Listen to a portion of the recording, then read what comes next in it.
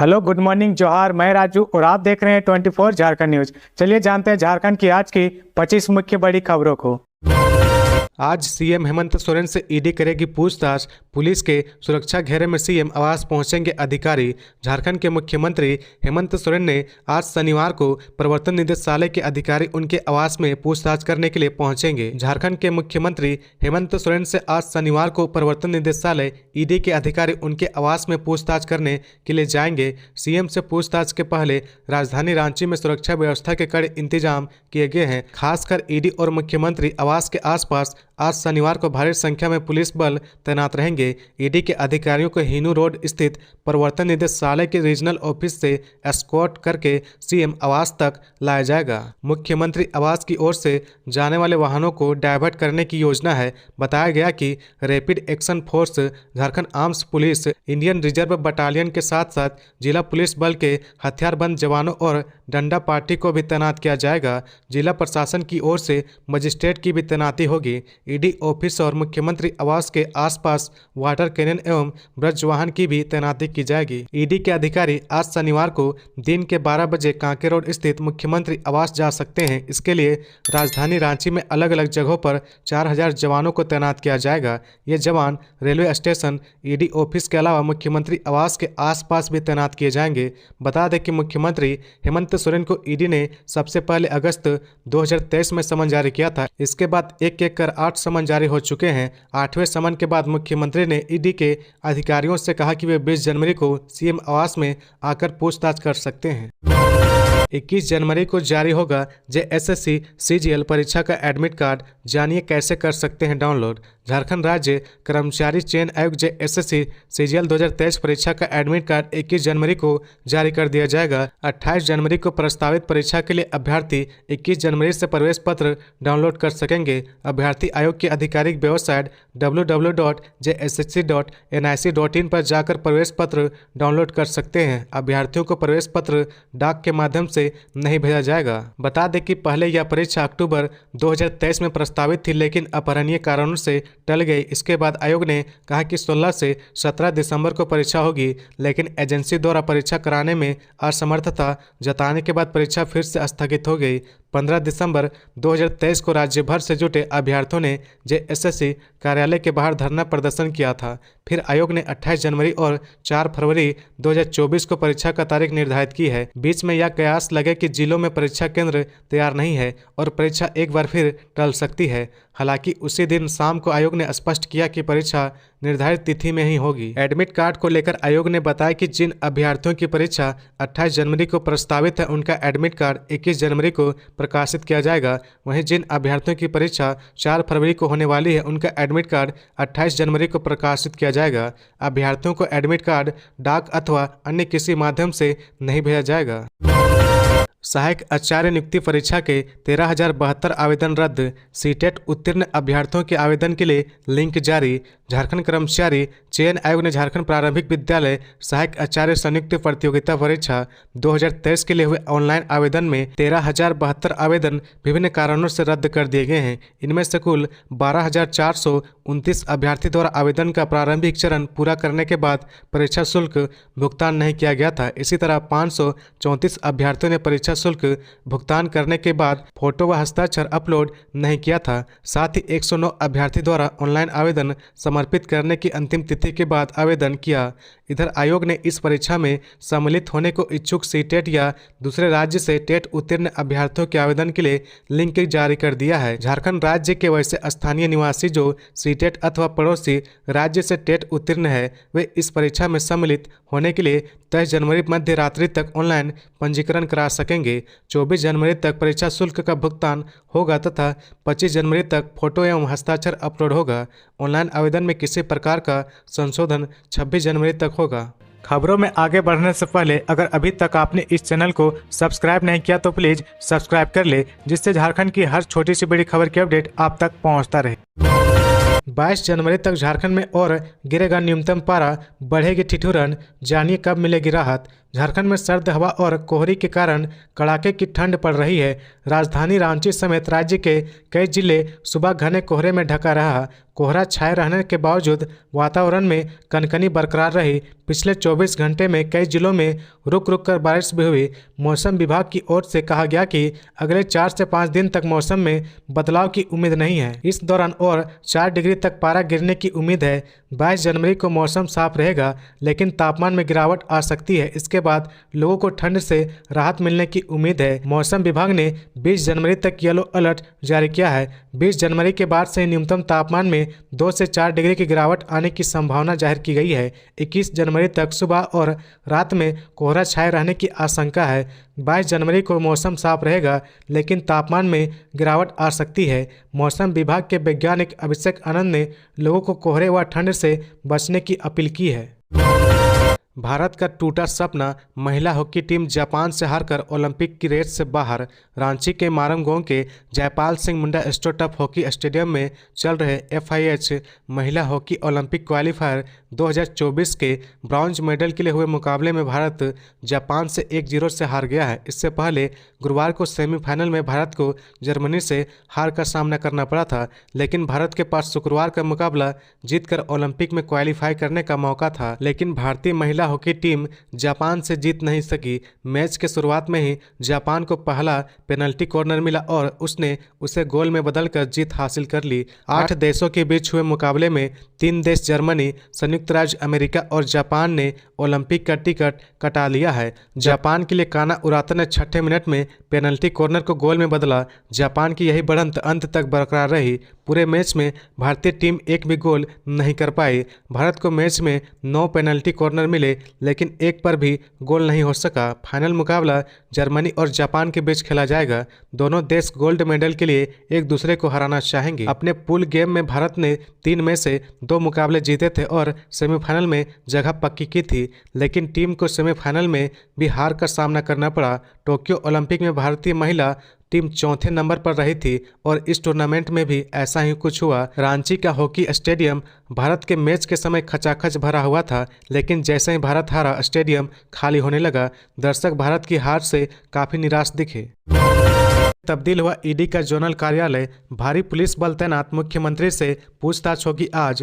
रांची के ईडी दफ्तर को पुलिस छावनी में बदल दिया गया है। सीएम हेमंत सोरेन से पूछताछ मामले को लेकर ईडी ऑफिस को पूरी तरह से अभेद किला बना दिया गया है। पुलिस मुख्यालय के निर्देश के बाद ईडी ऑफिस की सुरक्षा बढ़ा दी गई है। पहले ही पूरी ईडी दफ्तर के बाहर जाल लगा दिया गया था। शुक्रवार को अतिरिक्त पुलिस बल के अलावा चारों तरफ बैरिकेडिंग कर सुरक्षा को और पुख्ता कर दिया गया है। सुरक्षा जांच के बिना अब कोई भी ईडी दफ्तर में प्रवेश नहीं कर पाएगा। गौरतलब है कि सीएम हेमंत सोरेन से आज 20 जनवरी को पूछताछ होनी है। ईडी ने सुरक्षा व्यवस्था और विधि व्यवस्था बनाए रखने को लेकर मुख्य सचिव, डीजीपी और रांची एसएसपी को भी पत्र लिखा था, जिसके बाद रांची पुलिस ने सीएम हाउस, ईडी ऑफिस के बाहर सुरक्षा के पुख्ता इंतजाम किए जा रहे हैं। बताया जा रहा है कि ईडी के अफसर जो सीएम हाउस में पूछताछ के लिए जाएंगे, उनके लिए भी ईडी कार्यालय से सीएम हाउस तक विशेष तौर पर एस्कॉर्ट की व्यवस्था की गई है। मुख्यमंत्री ने पूछताछ के लिए ईडी को 20 जनवरी की तारीख दी है। ईडी के अधिकारी आज शनिवार को दोपहर 12 बजे सीएम हाउस पहुंचेंगे। इसके बाद आवास में ही सीएम से पूछताछ होगी। पुलिस मुख्यालय के निर्देश पर रांची एयरपोर्ट रोड स्थित ईडी के जोनल कार्यालय में सुरक्षा बढ़ा दी गई है। शुक्रवार को अतिरिक्त पुलिस बल के अलावा चारों तरफ बैरिकेडिंग कर सुरक्षा को और पुख्ता बना दिया गया है। सुरक्षा जांच के बिना अब कोई भी ईडी दफ्तर में प्रवेश नहीं कर पाएगा। पलामू में बागेश्वर बाबा का कार्यक्रम होगा या नहीं, जानिए हाईकोर्ट में क्या चल रहा है। झारखंड हाईकोर्ट में शुक्रवार को पलामू में पंडित धीरेन्द्र कृष्ण शास्त्री बाबा बागेश्वर धाम सरकार के 10 से 15 फरवरी 2024 के प्रस्तावित कार्यक्रम के संबंध में दाखिल हनुमंत कथा आयोजन समिति की याचिका पर सुनवाई हुई। हाईकोर्ट ने न्यायमूर्ति आनंदा सेन की कोर्ट ने प्रार्थी की उस हस्तक्षेप याचिका को स्वीकार कर लिया, जिसमें उसने 10 दिसंबर के पलामू डीसी के आदेश को चुनौती दी है। इसी आदेश में डीसी ने हनुमंत कथा आयोजन समिति द्वारा कार्यक्रम के संबंध में 3 जनवरी को दिए गए बृहद एक्शन प्लान को रद्द कर दिया था। कोर्ट ने प्रार्थी की याचिका को स्वीकारते हुए उसे सोमवार तक फ्रेश पिटीशन दाखिल करने का निर्देश दिया। अब इस मामले पर बुधवार को फाइनल सुनवाई होगी। दरअसल पलामू डीसी ने कानून व्यवस्था की समस्या बताकर 10 जनवरी वाले पंडित धीरेन्द्र कृष्ण शास्त्री के कार्यक्रम को रद्द कर दिया था। प्रार्थी ने कोर्ट को बताया था कि डीसी द्वारा कई कारणों से कार्यक्रम को रद्द किए जाने के बाद पंडित धीरेन्द्र शास्त्री के पलामू में प्रस्तावित कार्यक्रम अब फरवरी 10 से 15 फरवरी 2024 निर्धारित है। यह कार्यक्रम अब रैती भूमि पर होगा। वहां इकोलॉजिकल बैलेंस बिगाड़ने जैसी कोई बात नहीं है। कार्यक्रम स्थल ग्राम ओनआर चैनपुर ब्लॉक पलामू में निर्धारित है। इसके लिए ग्राम सभा से अनुमति भी मिल गई है। प्रार्थी ने इस कार्यक्रम को लेकर पलामू डीसी से अनुमति दिलाने का आग्रह कोर्ट से किया है। इसके पहले भी पलामू उपायुक्त ने कई कारण बताते हुए पंडित धीरेन्द्र कृष्ण शास्त्री के पलामू के जरवाडी में 10 दिसंबर से लेकर 12 दिसंबर तक कार्यक्रम को रद्द कर दिया था। दूसरे समन पर भी ईडी दफ्तर नहीं पहुंचे साहेबगंज डीसी। अवैध खनन मामले में होनी थी पूछताछ। साहेबगंज डीसी रामनिवास यादव दूसरे समन पर भी ईडी दफ्तर नहीं पहुंचे। ईडी रामनिवास यादव से अवैध खनन मामले में पूछताछ करना चाहती है। बता दें कि रामनिवास यादव को ईडी ने 17 जनवरी को दूसरा समन भेजकर शुक्रवार 11 बजे रांची जोनल ऑफिस पहुंचने के लिए कहा गया था, लेकिन वह नहीं आए। इससे पहले डीसी रामनिवास यादव को 6 जनवरी को समन भेजकर 11 जनवरी को पूछताछ के लिए बुलाया गया था। इस दौरान वह भी ईडी कार्यालय नहीं पहुंचे थे। गौरतलब है कि 3 जनवरी को तड़के ईडी ने झारखंड, पश्चिम बंगाल और राजस्थान के 12 ठिकानों पर छापा मारा था। गौरतलब है कि 3 जनवरी को झारखंड, बंगाल और राजस्थान में हुई छापेमारी में साहेबगंज डीसी के ठिकाने भी शामिल थे। साहेबगंज के डीसी रामनिवास यादव के कैंप कार्यालय से 7,25,000 रुपये सहित आवासीय परिसर से 9 mm बोर के 19 कारतूस, 380 mm के 2 कारतूस और 45 पिस्टल के 5 खाली खोखे भी बरामद किए गए थे। व्यवसायी पुत्र हत्याकांड विरोध में बाजार बंद, सड़क जाम। पलामू एसपी रेशमा रमेशन ने दिया एसआईटी गठन का निर्देश। पलामू में व्यवसायी पुत्र की हत्या के विरोध में शुक्रवार को हरिहरगंज और छतरपुर बाजार बंद है। आक्रोशित ग्रामीणों ने हरिहरगंज में सुबह 8:30 बजे से NH 98 को जाम कर दिया। घटना की सूचना पर डीएसपी सहित अन्य पुलिस पदाधिकारी मौके पर पहुंचे। मौके पर पहुंचे छतरपुर एसडीपीओ अजय कुमार ने प्रदर्शन कर रहे लोगों को समझाने की कोशिश की, लेकिन पुलिस प्रशासन के खिलाफ लोगों का गुस्सा कम होते नहीं दिखा। वे लगातार नारेबाजी कर रहे थे। हालांकि 10 बजे तक पुलिस पदाधिकारी के आश्वासन के बाद जाम हटा लिया गया, जिसके बाद गाड़ियों का आना जाना हो सका। पलामू एसपी रेशमा रमेशन ने व्यवसायी पुत्र हत्याकांड में एसआईटी गठन करने का निर्देश दिया है। एसआईटी इलाकों में छापेमारी कर जल्द से जल्द आरोपियों को गिरफ्तार करने की कोशिश में लगी है। एसआईटी में छतरपुर एसडीपीओ अजय कुमार, छतरपुर इंस्पेक्टर वीर सिंह मुंडा, हरिहरगंज थाना प्रभारी सुदामा कुमार दास, छतरपुर थाना प्रभारी शेखर कुमार, नौडीहा बाजार थाना प्रभारी अमन कुमार, पिपरा थाना प्रभारी अमित कुमार, एसआई रंजीत कुमार और प्रिय रंजन कुमार शामिल है। झारखंड में कोयला कारोबारियों के 56 ठिकानों पर इनकम टैक्स की छापेमारी, ज्वेलरी समेत 3 करोड़ 70 लाख की नकदी बरामद। झारखंड के 2 बड़े कोयला कारोबारियों से जुड़े 4 राज्यों के 56 ठिकानों पर आयकर चोरी मामले में चल रही आयकर विभाग की छापेमारी दूसरे दिन गुरुवार को भी जारी रही। यह छापेमारी अगले 2 और 3 दिनों तक चलने की संभावना है। अब तक की छापेमारी में कोयला कारोबारी अनिल कुमार अग्रवाल उर्फ अनिल गोयल ग्रुप के ठिकानों से 3 करोड़ रुपए से अधिक की नकदी की बरामदी हो चुकी है। वहीं कोयला कारोबारी दीपक कुमार पोदार समूह के ठिकानों से आयकर विभाग को 70 लाख रुपए नकदी के अलावा सोने के 2.5 किलोग्राम जेवरात मिले हैं। आयकर विभाग को दोनों ही समूह से संबंधित ठिकानों से भारी मात्रा में संपत्ति से संबंधित दस्तावेज मिले हैं, जिसका सत्यापन चल रहा है। आयकर विभाग ने कोयला खनन व स्टॉक के आकलन के लिए BCCL, CCL के विशेषज्ञों की टीम से मदद ली है। वहीं रायगढ़ स्थित दीपक कुमार पोदार के रायगढ़ स्थित स्पंज आयरन कंपनी की संपत्ति के आकलन के लिए सेल भिलाई के विशेषज्ञों को बुलाया गया है। आयकर विभाग को बड़ी मात्रा में दोनों ही समूह के संबंधित ठिकानों से डेटा व डिजिटल साक्ष्य मिले हैं, जिसका फोरेंसिक विश्लेषण चल रहा है। दीपक कुमार पोदार से जुड़े धनबाद में होटल रेडिसन ब्लू व बैडलॉक होटल एंड रिसोर्ट की संपत्ति का भी आकलन किया जा रहा है। आयकर विभाग को आशंका है कि इस छानबीन में बड़ी आयकर चोरी का खुलासा होगा।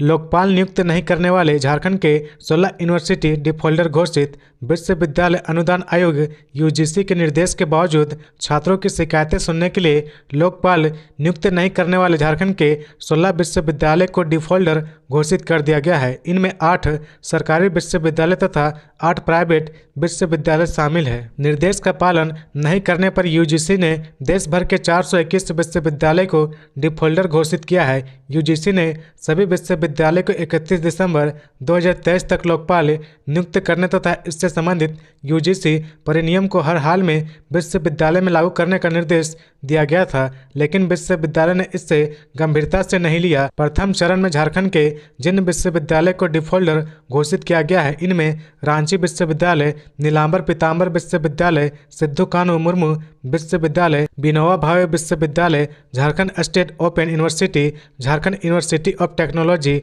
झारखंड रक्षा शक्ति विश्वविद्यालय तथा जमशेदपुर विमेंस यूनिवर्सिटी सभी सरकारी विश्वविद्यालय हैं। इसी प्रकार कैपिटल यूनिवर्सिटी, नेताजी सुभाष विश्वविद्यालय, प्रज्ञान इंटरनेशनल विश्वविद्यालय, रामकृष्ण धर्मरथ फाउंडेशन विश्वविद्यालय, सोना देवी विश्वविद्यालय, श्रीनाथ विश्वविद्यालय, जमशेदपुर यूएम विश्वविद्यालय प्राइवेट विश्वविद्यालय हैं। भारत के पास एक और मौका, इस टीम को हराकर काट सकती है ओलंपिक टिकट। जर्मनी ने बेहद रोमांचक मुकाबले में भारत को हराकर पेरिस ओलंपिक का टिकट कटाया है। गुरुवार को मारमगोंग के जयपाल सिंह मुंडा एस्ट्रोटर्फ स्टेडियम में खेले गए FIH ओलंपिक क्वालीफायर के सेमीफाइनल में जर्मनी ने भारत को पेनल्टी शूटआउट में 4-3 से हराया। दुनिया की 5वें नंबर की टीम जर्मनी शुक्रवार को फाइनल में USA से भिड़ेगी, जिसने पहले सेमीफाइनल में जापान को 2-1 से हराया। भारत के पास पेरिस ओलंपिक कोटा पक्का करने का एक और मौका है। भारतीय टीम शुक्रवार को तीसरे-चौथे स्थान के लिए मैच में जापान को हराकर पेरिस ओलंपिक के लिए क्वालीफाई कर सकती है। सेमीफाइनल में भारतीय महिला हॉकी टीम ने जुझारू जज्बा दिखाया, लेकिन पेनल्टी शूटआउट में जर्मनी से 3-4 से हार गई। निर्धारित समय तक दोनों टीमें 2-2 गोल से बराबरी पर रही, जिससे मैच पेनल्टी शूटआउट में चला गया। निर्धारित समय में भारत के लिए दीपिका 15वें मिनट और इशिका चौधरी 59वें मिनट ने गोल किए। वहीं जर्मनी के लिए दोनों गोल चार्लोट स्टेफनहोर्स्ट 27वें और 57वें मिनट में दागे। देवघर डीसी ने कहा, आधारभूत संरचनाओं से जुड़ी अड़चनों को दूर करें और कार्यों को समय पर पूरा करें। देवघर जिले में चल रहे आधारभूत संरचनाओं से जुड़े कार्यों को तय समय पर पूर्ण करें और गुणवत्ता का पूरी तरह से ख्याल रखें। इसके लिए संबंधित अधिकारी लगातार मॉनिटरिंग कर रहे हैं। यह निर्देश डीसी विशाल सागर ने विभिन्न विभागों की समीक्षा बैठक में दिए हैं। उन्होंने संबंधित विभागों व एजेंसियों को निर्देश दिया कि जहां जहां भूमि से संबंधित समस्या आ रही है, उससे जुड़े प्रतिवेदन डीसी कार्यालय को समर्पित करें, ताकि समय पर सभी समस्याओं का निराकरण किया जा सके। देवघर डीसी ने भवन प्रमंडल, पथ प्रमंडल, PHED भवन, कॉरपोरेशन, स्वास्थ्य, राष्ट्रीय उच्च पथ प्रमंडल, NREP सहित अन्य विभागों द्वारा किए जा रहे विभिन्न कार्यों की समीक्षा भी की है। उन्होंने संबंधित अधिकारियों को निर्देश दिया कि आधारभूत संरचनाओं से जुड़े हुए विभिन्न मामलों में जल्द से जल्द योग्य भूमि का चयन कर उसकी लिखित सूची जिले में संबंधित कार्यालय को उपलब्ध कराएं, ताकि जिला स्तर से उपयुक्त जमीन पर उचित कार्रवाई की जा सके। बैठक में लोकसभा चुनाव से पहले बाबूलाल का प्लान, बीजेपी की नई कमेटी में जातीय समीकरण का विशेष ध्यान। झारखंड प्रदेश अध्यक्ष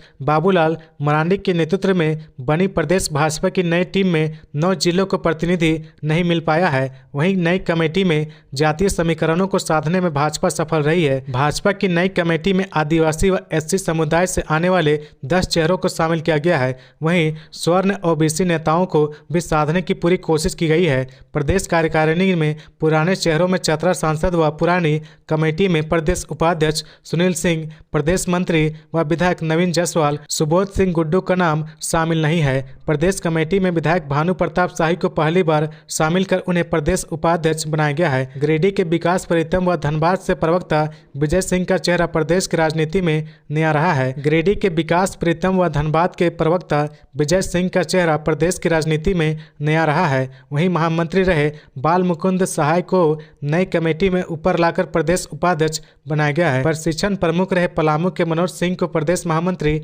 बनाया गया है। वहीं महिला मोर्चा की अध्यक्ष रही आरती खुजूर को भी संगठन में महत्वपूर्ण स्थान देते हुए प्रदेश उपाध्यक्ष बनाया गया है। सरकार ने झारखंड हाईकोर्ट को बताया एम्स में पूर्व विधायक संजीव सिंह का इलाज शुरू। झारखंड हाईकोर्ट के जस्टिस रंगन मुखोपाध्याय की अदालत ने धनबाद के पूर्व डिप्टी मेयर नीरज सिंह हत्या मामले में आरोपी झरिया के पूर्व विधायक संजीव सिंह की ओर से दायर जमानत याचिका पर सुनवाई हुई। मामले की सुनवाई के दौरान प्रार्थी की ओर से बेहतर इलाज के लिए औपबंधिक जमानत देने का आग्रह किया गया है। वहीं सरकार की ओर से बताया गया कि प्रार्थी संजीव सिंह को बेहतर इलाज के लिए एम्स में भर्ती कराया गया है, जहां उनका इलाज शुरू हो गया है। इसके बाद अदालत ने कहा कि जब इलाज हो रहा तो औपबंधिक जमानत की क्या जरूरत है। यह कहते हुए अदालत ने जमानत याचिका खारिज कर दी। सूचक की ओर से वरीय अधिवक्ता आर.एस. मजूमदार ने पक्ष रखा। उल्लेखनीय है कि प्रार्थी पूर्व विधायक संजीव सिंह की ओर से जमानत याचिका दायर की गई थी। प्रार्थी ने बेहतर इलाज के लिए औपबंधिक जमानत की मांग की थी। पूर्व में हाईकोर्ट से संजीव सिंह की 2 बार जमानत याचिका खारिज हो चुकी है। धनबाद के डिप्टी मेयर नीरज सिंह हत्या मामले में झरिया के विधायक पूर्व संजीव सिंह 11 अप्रैल 2017 से जेल में बंद है। 21 मार्च 2017 को सरायढेला में नीरज सिंह सहित 4 लोगों की गोली मारकर हत्या कर दी गई थी। 23 मार्च 2017 को सरायढेला थाना में नीरज सिंह के भाई अभिषेक सिंह की लिखित शिकायत पर संजीव सिंह, मनीष सिंह, पिंटू सिंह, महंत पांडे, गया प्रताप सिंह पर नामजद प्राथमिकी दर्ज की गई थी। झारखंड में 469 किलोमीटर सड़क बनेगी, एशियन डेवलपमेंट बैंक करेगा सहयोग। झारखंड में एशियन डेवलपमेंट बैंक एडीबी के सहयोग से 7 बड़ी सड़क परियोजनाओं पर काम कराया जाएगा। इसके तहत 469 किलोमीटर सड़क का निर्माण कराना है। इन सड़कों के निर्माण पर करीब 2612 करोड़ रुपए का खर्च आएगा। इसका प्रस्ताव राज्य सरकार ने तैयार कर लिया है। अब एशियन डेवलपमेंट से राशि की व्यवस्था कर इसके निर्माण की दिशा में कार्रवाई की जाएगी। अब तक एशियन डेवलपमेंट बैंक 1 और 2 के तहत राज्य सड़क का निर्माण कराया गया है। एशियन डेवलपमेंट बैंक 1 में कुल 311 किलोमीटर सड़क का निर्माण कराया गया था। इसमें गोविंदपुर से साहिबगंज तक सड़क बनी थी। इस पर 1368 करोड़ रुपए खर्च हुए थे। वहीं एशियन डेवलपमेंट बैंक 2 के तहत दुमका से हंसडीहा, पचम्बा, जमुआ रोड, गोविंदपुर, टुंडी, गिरिडीह और खूंटी तमाल रोड का काम कराया गया है। कुल 176 किलोमीटर सड़क का काम कराया गया है। अब एशियन डेवलपमेंट बैंक 3 शुरू करने की तैयारी है। झारखंड के मुख्य सचिव ने अफसरों को दिया अयोध्या जाने वाले राम भक्तों का खास ध्यान रखने का निर्देश। मुख्य सचिव एल ख्यांगते ने 22 जनवरी को अयोध्या में होने वाले राम मंदिर के प्राण प्रतिष्ठा कार्यक्रम के मद्देनजर सभी जिलों को अलर्ट मोड पर रहने का निर्देश दिया है। श्री ख्यांगते ने गुरुवार को सभी जिलों के डीसी, एसपी के साथ वीडियो कॉन्फ्रेंसिंग की।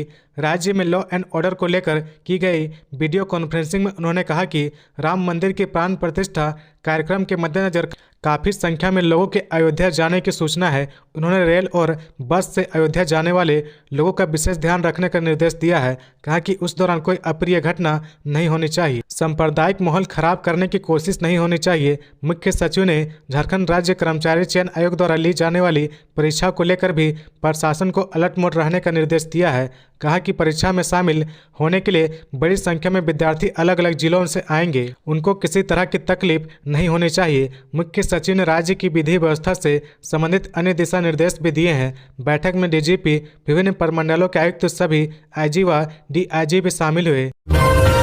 झारखंड में पहली बार सिमडेगा में हो रही प्री बोर्ड की परीक्षा।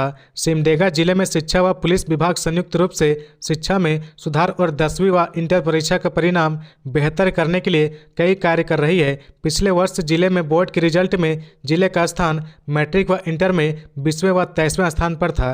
रिजल्ट के बाद यह प्रयास शुरू किया गया है। इसके तहत वर्तमान में पूरे राज्य में बोर्ड परीक्षा से पहले सिमडेगा में पहली बार प्री बोर्ड परीक्षा हो रही है, जो 24 जनवरी तक चलेगी। प्री बोर्ड परीक्षा में लगभग 12,000 से अधिक बच्चे शामिल हो रहे हैं। परीक्षा में लगभग 96% बच्चों की उपस्थिति है। परीक्षा में 103 स्कूलों के छात्र छात्राएं शामिल है। यह परीक्षा कदाचार मुक्त हो रही है। परीक्षा के बाद जल्द रिजल्ट जारी किया जाएगा ताकि बच्चों में शिक्षा स्तर का आकलन किया जा सके। शिक्षा व पुलिस विभाग का प्रयास है कि जिले में इस बार रिजल्ट बेहतर करना है। इससे पहले सीटी बजाओ उपस्थिति बढ़ाओ अभियान भी जिले में चलाया गया था, जिसमें जबरदस्त सफलता मिली। सीटी बजाओ उपस्थिति बढ़ाओ अभियान के तहत जिले में रिकॉर्ड 96% उपस्थिति हो गई है। अभियान की उपस्थिति को देखते हुए राज्य सरकार ने भी इसे अपना कर पूरे राज्य में लागू किया है। झारखंड, बिहार सहित 4 राज्यों में सीबीआई की छापेमारी। सीबीआई दिल्ली की टीम ने पूर्व मध्य रेलवे हाजीपुर के deputy chief material manager Sunil Kumar Gandhi सहित 3 लोगों के 2 लाख रुपए घूस लेते गिरफ्तार किया है। इसके बाद सीबीआई ने इस मामले से जुड़े लोगों के बिहार, झारखंड, महाराष्ट्र और तमिलनाडु में कुल 8 ठिकानों पर छापा मारा। सीबीआई को शिकस्त मिली थी कि मटेरियल मैनेजर ठेकेदारों से कमीशन वसूलते हैं। इस काम में तमिलनाडु की एक कंपनी से जुड़े लोग बिचौलियों की भूमिका निभाते हैं। शिकायत की प्रारंभिक जांच के बाद सीबीआई ने मटेरियल मैनेजर सुनील कुमार गांधी, चपरासी रमन चौरसिया और एक गैर सरकारी व्यक्ति आमोद कुमार राय को गिरफ्तार किया है। मैनेजर 2 लाख रुपए घूस ले रहे थे। इसके बाद सीबीआई ने चारों राज्यों में 8 ठिकानों पर छापेमारी की है। इस मामले में सीबीआई ने मुंबई की कंपनी मेसर्स सेल स्केल के अरुण तिवारी, एब्रोल इंडस्ट्रीज पंजाब के बिक्की कुमार और तमिलनाडु की कंपनी एएसके पावर टेक व एशियन कूलिंग सिस्टम के अनवेन एन को नामजद अभियुक्त बनाया है। टेल्को वर्कर्स यूनियन का अस्तित्व समाप्त, वार्ता नहीं, हाईकोर्ट जाने की तैयारी में टाटा मोटर्स प्रबंधन। टाटा मोटर्स के 22 कर्मचारियों के अस्थायीकरण मामले में टेल्को वर्कर्स यूनियन को भी वार्ता में शामिल करने से टाटा मोटर्स प्रबंधन ने एक सिरे से खारिज कर दिया है। कंपनी के प्लांट हेड रविंद्र कुलकर्णी ने इस मामले में उप श्रमयुक्त को सौंपे गए जवाब में कई तथ्य रख बताया कि टेल्को वर्कर्स यूनियन से वार्ता नहीं कर सकती है। दूसरी तरफ टेल्को वर्कर्स यूनियन के खिलाफ टाटा मोटर्स प्रबंधन हाईकोर्ट जाने की तैयारी में है। मामला टेल्को वर्कर्स यूनियन की ओर से हाईकोर्ट के आदेश को गलत तरीके से प्रस्तुत करने का है। प्रबंधन का कहना है कि टेल्को वर्कर्स यूनियन की ओर से हाईकोर्ट के आदेश को गलत तरीके से प्रस्तुत किया जा रहा है, जो अदालत की अवमानना है। टाटा मोटर्स को इस मामले में उच्च न्यायालय पटना में अवमानना याचिका दायर करने का अधिकार सुरक्षित है। महासचिव होने का दावा करने वाले प्रकाश कुमार, उपाध्यक्ष होने का दावा करने वाले आकाश दुबे और सदस्य होने का दावा करने वाले हर्षवर्धन आज की तारीख में टाटा मोटर्स जमशेदपुर के कर्मचारी भी नहीं है, इसलिए वे पदाधिकारी नहीं हो सकते और टेल्को वर्कर्स यूनियन की मान्यता रद्द है। आप पंजीकृत ट्रेड यूनियन का कोई कानूनी अस्तित्व नहीं होता है। झारखंड के विनोद की निगरानी में बन रहा अयोध्या का श्री राम मंदिर निर्माण को लेकर दी बड़ी जानकारी। अयोध्या में श्री रामलला की प्राण प्रतिष्ठा को लेकर पूरे देश में उत्साह का माहौल है। झुमरी तिलैया में पले बढ़े विनोद शुक्ला उन लोगों में शामिल है जो सीधे निर्माण कार्य से जुड़े हैं। कोडरमा रेलवे स्टेशन कॉलोनी में बचपन से लेकर जवानी तक बिताने वाले 54 वर्षीय विनोद शुक्ला फिलहाल टाटा कंसल्टिंग इंजीनियर लिमिटेड में कार्यरत है और बतौर प्रोजेक्ट डायरेक्टर श्री राम मंदिर निर्माण कार्य की निगरानी कर रहे हैं। मूल रूप से बिहार के बक्सर के रहने वाले श्री शुक्ला के प्रभात खबर ने बुधवार को विशेष बातचीत की। इस दौरान उन्होंने मंदिर निर्माण से संबंधित कई अछूते पहलुओं को सामने रखा। तो ये थी आज की झारखंड की टॉप बड़ी खबरें। इसी तरह झारखंड की हर छोटी सी बड़ी खबर देखने के लिए आप हमारे चैनल 24 झारखंड न्यूज को सब्सक्राइब करके बेल आइकन प्रेस कर ले, जिससे झारखंड की हर छोटी सी बड़ी खबर की अपडेट आप तक पहुंचता रहे। तो आज के लिए बस इतना ही, हमें दीजिए इजाजत, फिर मिलते हैं नेक्स्ट न्यूज में।